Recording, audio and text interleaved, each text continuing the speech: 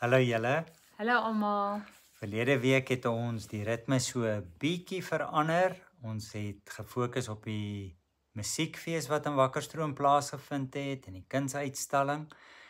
En hierdie week hervat ons weer ons reeks oor dit wat die mistisie deur die eeue ontdek het. En ons kyk na die volgende aspek en dit is dat die pad van die mistisie is 'n pad van paradokse. Met ander woorde, paradokse is absoluut deel van die mistieke weg. Dis 'n baie groot bestanddeel daarvan. 'n Mens kom aanhoudend kom 'n mens in kontak daarmee en kruis dit 'n mens se pad. Dit is asof dit net deel van die materiaal van die mistieke pad is. So niks is meer so heeltemal clear-cut. Wat is die Afrikaanse woord vir clear-cut? Dis asof 'n mens al meer voor dinge te staan kom wat eintlik half absurd lyk, maar wat as jy mooi daarna kyk, totaal en al sin maak. Dis reg. En dit is dinge wat lyk asof hulle twee sake wat mekaar weerspreek. Hulle kan nie in dieselfde sin staan nie.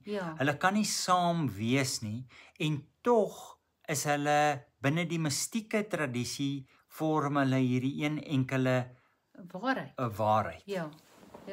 En ek dink dit sluit aan by die hele gedagte binne die mistieke tradisie dat 'n mens ook, as ons nou regtig stil word, dat 'n mens agterkom dat jy God nie in 'n blik kan druk nie, dat 'n mens hom nie in 'n vorm kan giet nie. Daar is die misterieuse aspek, die onverstaanbare, die onverklaarbare dele van God, en die paradoksale deel daarvan is dat dit goed is. Dit is Wel, die paradoksale deel daarvan sou ek sê ook weer die geskape wêreld as 'n uitdrukking van God se liefde, God se kreatiwiteit. So dis hierdie groot misterie van nooit vir God te kan plaas en te kan definieer nie, maar wat so tasbaar in die wêreld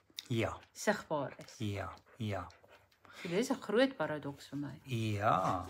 En hoe mense agterkom hoe soveel dinge in 'n mens se eie lewe paradoksaal is.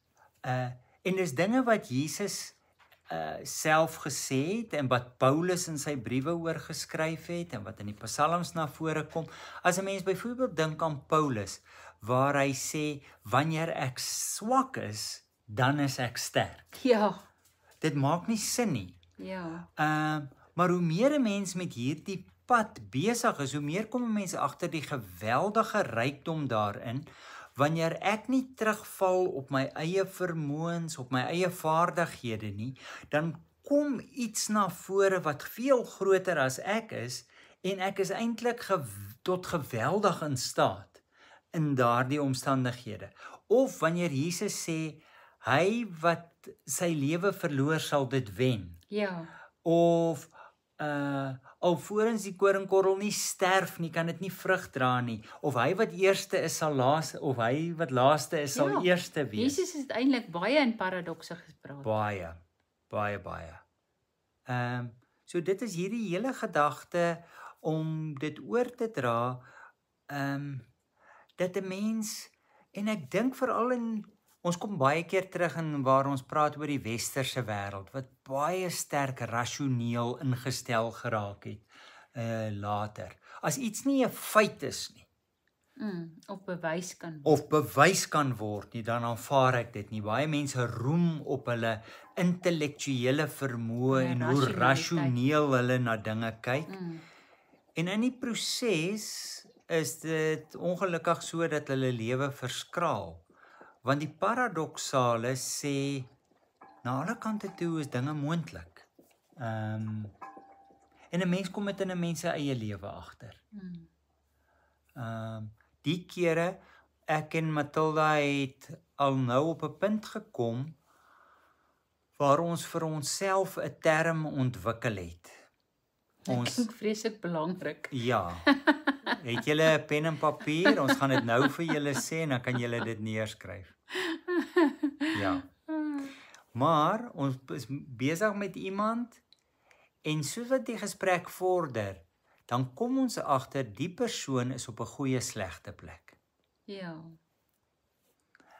Ja. Want dit is 'n baie moeilike plek. Dit is in ons algemene spreektaal, in die algemene oordeel oor dinge, sê ons jong, maar dit is 'n baie moeilike slegte plek.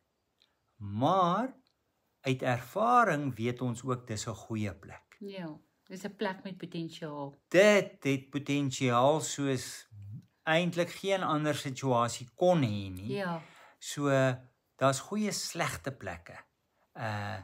Wat soveel potensiaal het om nog veel meer te wees as wat dit eintlik in wese is. So die hele kwessie van paradokse, dat 'n mens ook gemaklik raak met paradokse. Dat 'n mens dit nie aanhoudend wil buig totdat dit verstaanbaar is nie. En om daardie redes was Jesus se gelykenisse ook amper in die vorms van koans. Dis nie filosofiese dispute of verklaringe nie, maar dit is hierdie half dinge waar dinge gelyktydig kan gebeur. So dit is deel van die mystieke pad en dit is net goed om daarop te let. Ja, en om miskien uit te kyk in jou eie lewe. Dinge wat jy nog altyd as baie swart en wit gesien het of opponerend gesien het en hoe dit eintlik wel saamhoort of saam kan funksioneer. Ons gaan 'n bietjie ook op die blog self gaan ons 'n paar dinge uitlig en weergee. So dis verder ook deel van die gesprek. Dankie julle. Mooi bly almal.